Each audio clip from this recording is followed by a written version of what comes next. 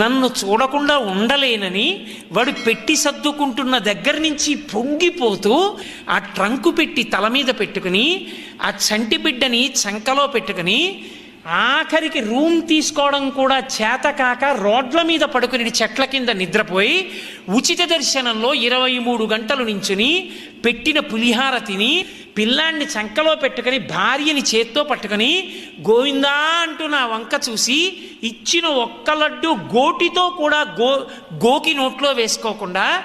నలుగురికి పంచిపెట్టి అప్పుడు తాను కళ్ళకత్తుకు తిని గడ్డం చేసుకున్నవాడున్నాడే, ఆ అమాయకుడైనటువంటి భక్తుడు పరమ ధార్మికంగా తనకున్న 2 ఎకరాలతో బతుకుతున్నవాడున్నాడే, వాడు తెచ్చిన హుండీలో వేసిన పావలా కాసు వెతుక్కు వెతుక్కు తీసుకుంటా లక్ష్మి.